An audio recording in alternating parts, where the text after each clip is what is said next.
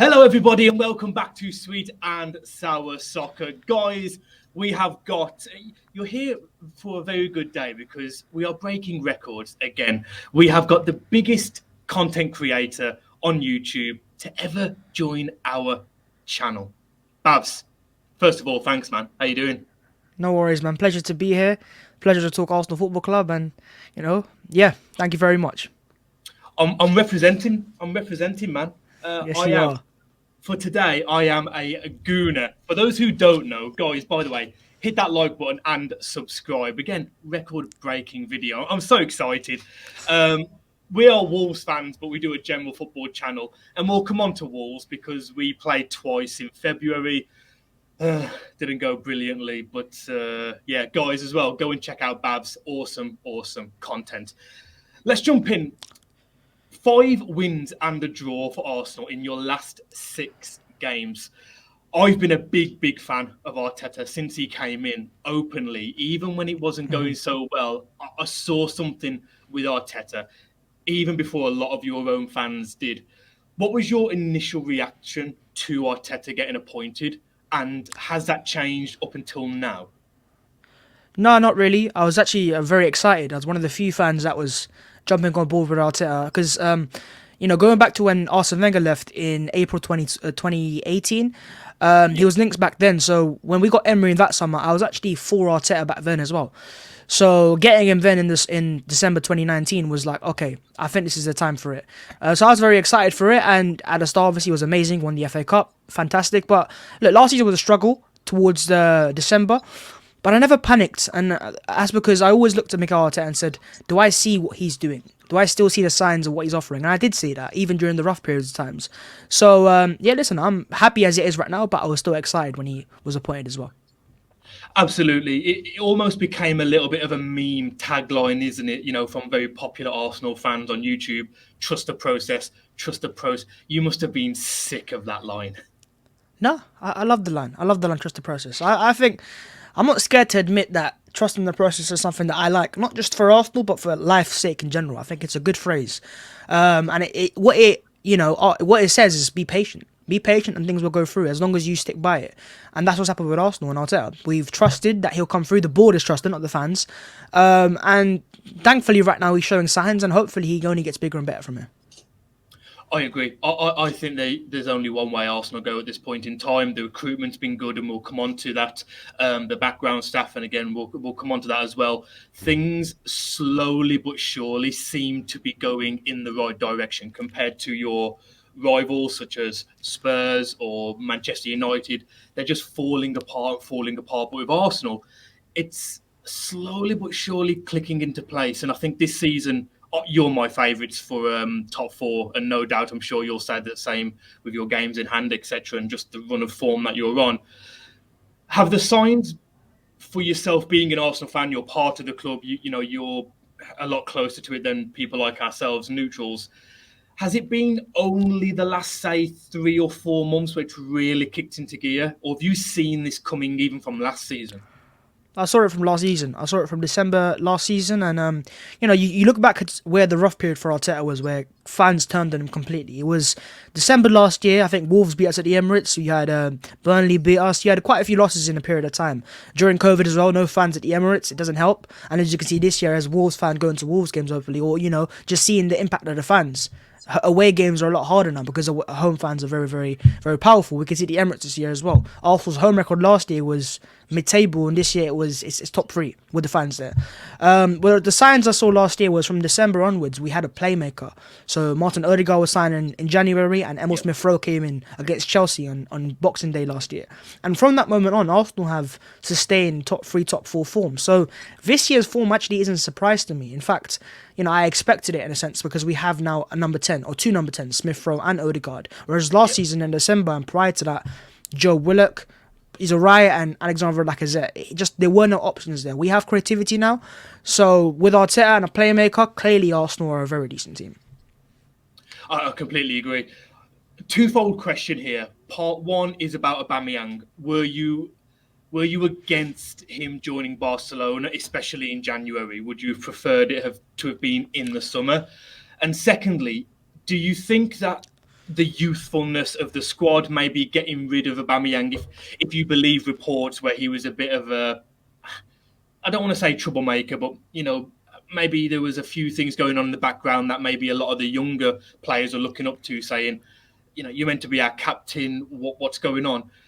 Do you think the youthful side of this is one of Arsenal at this point in time?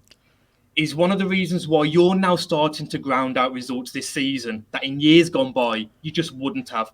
Talking about Wolves again, our club, you beat us twice in the space of 13 or 14 days.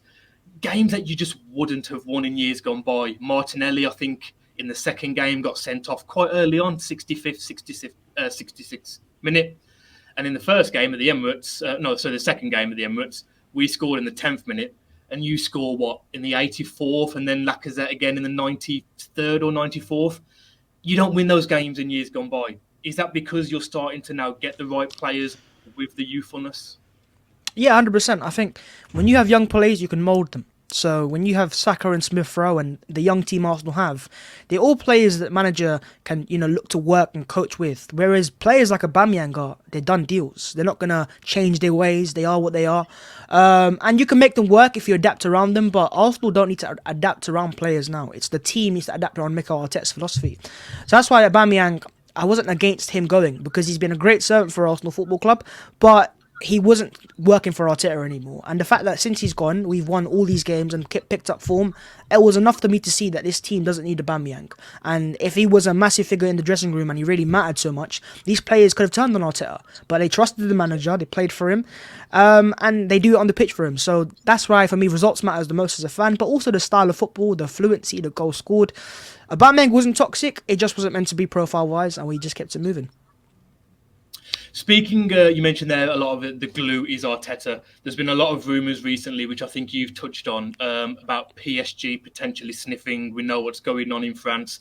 Pochettino, I doubt he'll start next season there.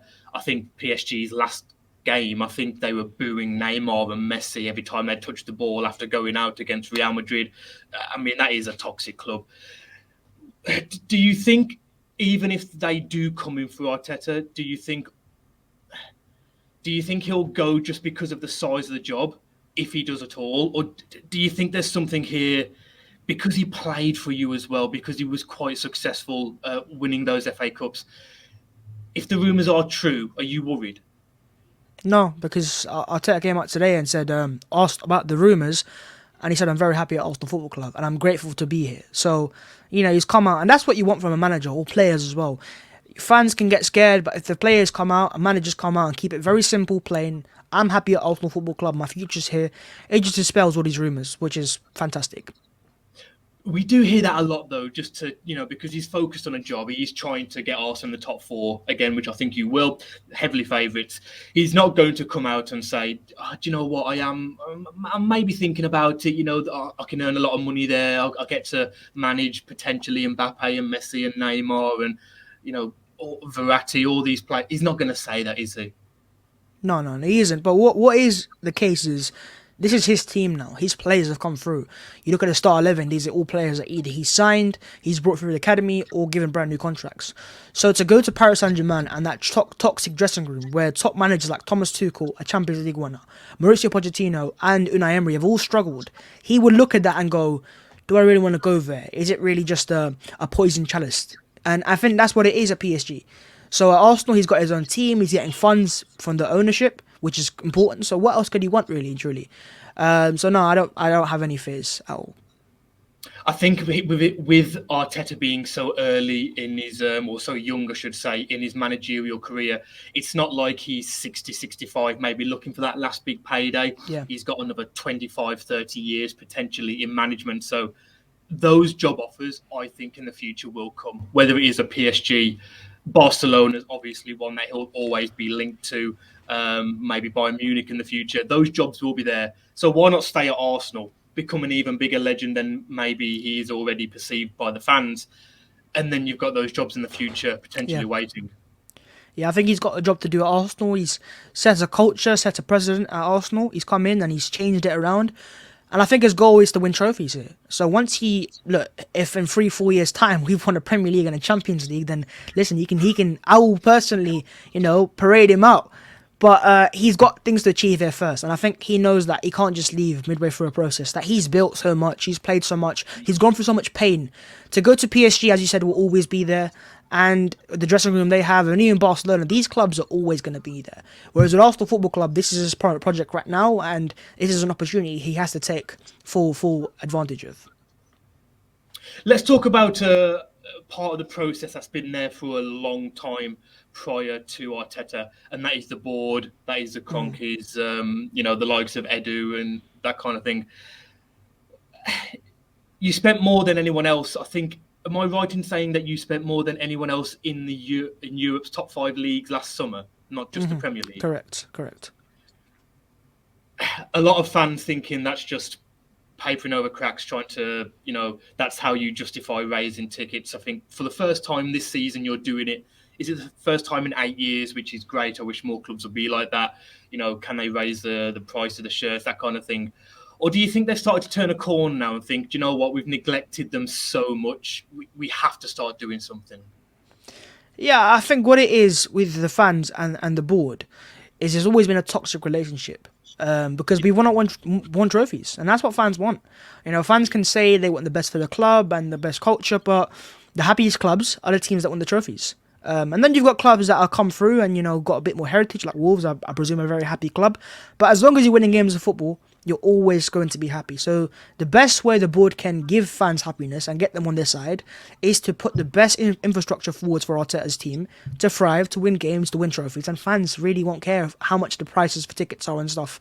If you get in to watch the best quality of football, you will pay the best prices.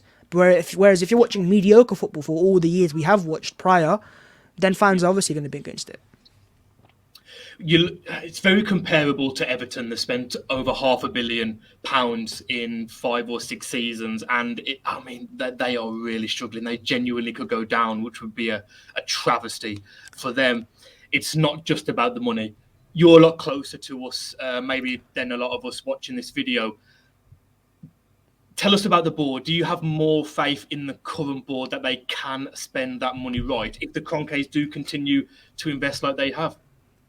I think so. You look at the last summer, Mikel Arteta was given a lot of charge, a lot of control to buy the players he wants, and he's come in and he's gone 6 for 6. All 6 signings look like successes, some bigger than others, but they're all successes in their own rights. So looking at last summer and the Partey Gabriel signings, as long as we don't go for the short-term signings, which we're going away from, because in the January window, I'm not sure if you're aware about this, but the Arsenal board said no to a Artem Melo loan transfer for 18 months. So that's an old Arsenal transfer where we would have made happen because it's a short-term deal, but you end up paying high wages on a longer-term deal that you really should have. Because Arsenal wanted 6 months, they wanted 18 months. So the Arsenal board agreed the deal and said, you know what? Nah, let's stick to our guns. Let's stick for the players we have and hope that we don't get any injuries and not commit to any long-term big things or contracts. So yeah, I have more trust in this board and this ownership as well now because it's spending money. And if they're spending money as a fan, that's all I want to see. And if it's spent well as well on top of that, then it's even better. I think you hit the nail on the head there. It's about spending it well. Would it be fair to say, do you think the days of signing a Willian, a David Luiz are pretty much gone now? Maybe there's nothing wrong with signing a player of experience that can maybe play for another couple of years. Thiago Silva at Chelsea is a great example. But the likes of signing, what Willian, was he on 300,000 a week? I think it was bonuses. So I don't think he was actually on 300k base. I think it was actually less than what he was at Chelsea. But he had higher bonuses. So he was basically told that if you can get us into the Champions League, you're going to get that 300k. We didn't get the Champions League, so he didn't get the 300k. So, but no, I think the old transfers, Luiz, Willian, short-term deals, no, I don't think they'll happen anymore. I think it's now all long-term. And I think Arsenal proved it in January where they could have easily committed to a short-term striker and, got some hefty wages on the books. But they said, no, let's just trust what we have right now. And then come the end of the season, have more time to go and sign the player that we want, the first name on the list, and actually have a long-term project in place instead of just a short-term player, a little stopgap, a little plaster over the top. So, yeah, I think the short-term transfers they're the history now, isn't it? It seems that way. Time will tell, of course. Yes. Tell me from the current squad, who was because there was quite a few signings in the summer where you look at them on the surface, and I hold my hands up like most football fans. I looked at a few and I thought that will be a Marmite signing, the likes of a Ben White, because the fees. If you sign Ben White for 25 million, you look at it and go, listen, Newcastle are signing Chris Woods for 25 million, so it kind of looks like good business. But that was 50. Ramsdale. Did you look at any of these signings and think, we're just not changing? Because they could have easily gone down that way of, why are we signing these players? Now, I saw change. I wasn't really as happy, as excited, but as a fan, over the years with Arsenal transfers, we always get very excited. And I've really realised that the summers that we get the most excited, i.e. when we sign Nicolas Pepe, they don't work out as much because the high expectations.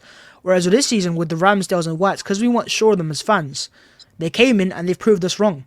And they've, because they didn't have high pressure on their shoulders, even though the price tag, because they want these big name signings, I think they've been allowed to thrive instead. So with that lower expectation, I think it's given these players more room to operate in, less pressure to operate in, and just a better environment. Not the whole big name, big price tag type of thing. Pepe is a big player with big names. Ben White's a big name, a big price transfer, but I don't think he was that known by Arsenal fans of, this guy's on the common like Rafael Varane at Man United and won us the Champions League. So with that lack of pressure, I think it's helped us out. And it showed me change because in the past, Arsenal did sign big name players only. Whereas this season, it was like, we'll sign who we think is best, no matter who other fans think he is, or even other clubs think he is. You look at Tomiyasu, he was passed around in certain clubs, and they said no to him, but also said, no, we see something in you, so we're going to sign you, no matter what they think of you. I think a lot of it is that perception of where did they come from. You see yourself spending £50 million on a Brighton centre-back, and you think, could that not have gone somewhere else? Ramsdale, he's been relegated, he's, a bit of a... People making fun of him a lot. It just goes to show that a bit like Tomiyasu, Tavares, you don't have to go out and spend 80 million on a Harry Maguire, or obviously a Varane. You don't have to go and get those big names for it to work. No. It is all about the chemistry at the end of the day. 100%. And when you sign players that don't have that big ego as well, it's very important, because if you want them to commit to the manager and the tactics and the hard work and the ethics, if they have egos, it's going to be hard to operate. You look at Ole Gunnar Solskjaer last season, second place for Man United. You thought this year with Ronaldo, Varane, Sancho, it would fly. Whereas no, because these players come in with egos, Varanes and Ronaldos, it's not worked out and the team's balance disappeared. Whereas what we have now is balance and this team that goes, I will fight for the player next to me, behind me and in front of me. And that's what we need more and more at Arsenal Football Club in the squad as well. You do, and I think you're going to get it. I am seeing signs of changes at Arsenal, and it's quite funny because our co-host Scott, who a lot of the regulars will know, there's a running joke on the channel that he is a closet Arsenal fan. So he wanted me to say hello to you personally from himself. There was one more name I wanted to mention very quickly because I want to talk about the prediction for tonight, guys, because we're recording this about 3 or 4 hours before the big game against Liverpool. So if you're watching this tomorrow or the day after, we don't know. Hopefully Arsenal win. And if there's any Liverpool fans watching this, yes, I still hope Arsenal win. Nicholas Jova, if I've pronounced that right, your set-piece coach. You're the only team in the league this season to not concede from a corner. And if I'm not mistaken, you've only conceded 4 shots on target from set pieces in general.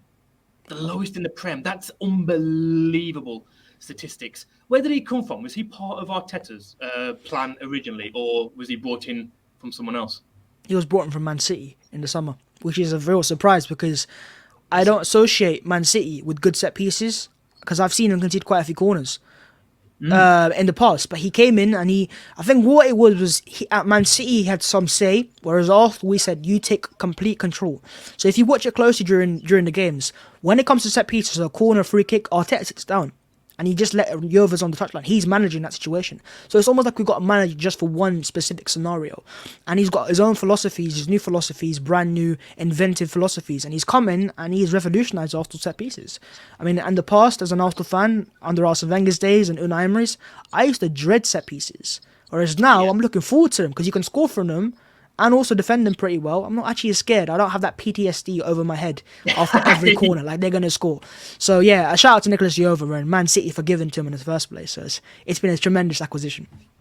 Absolutely. It's good to have faith in your backroom staff. Jurgen Klopp gets, heavily complimented because he truly does believe in his staff, and he's starting to become more of a manager rather than a coach now, a bit like a Fergie. He lets his guys get on with it and says, that's your job, that's your job, that's your job.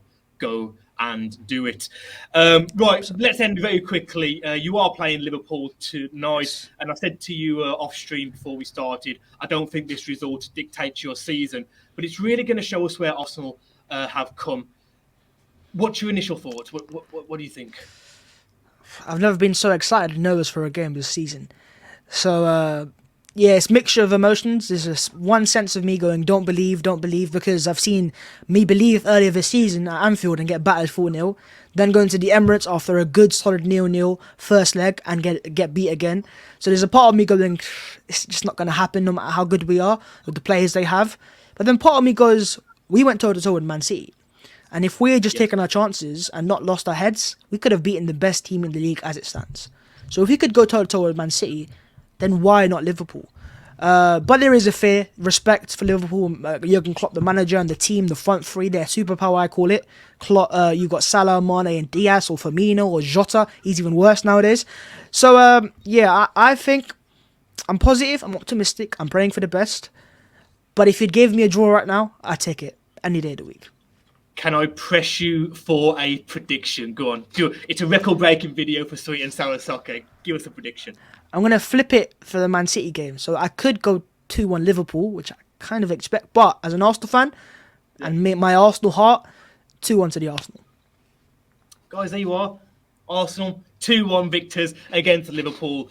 I think you'll get top four. Right from the very start when Arteta came in, I was openly saying I think he'll do well. I was getting slated. I'm glad you trusted the process, Bhavss. Guys, do us a favour. Please hit that like button. And guys, go and check out Bhavss' channel. Unbelievable content over there. Very informative. And even if you're not an Arsenal fan, trust me, it is worth checking out. Bhavss, thanks for coming on again. I really do appreciate it. And good luck for tonight. Hopefully, man. Thank you. I appreciate the invite. Cheers for it. It's been a pleasure. And yeah, hopefully Arsenal get the win. Take care, guys.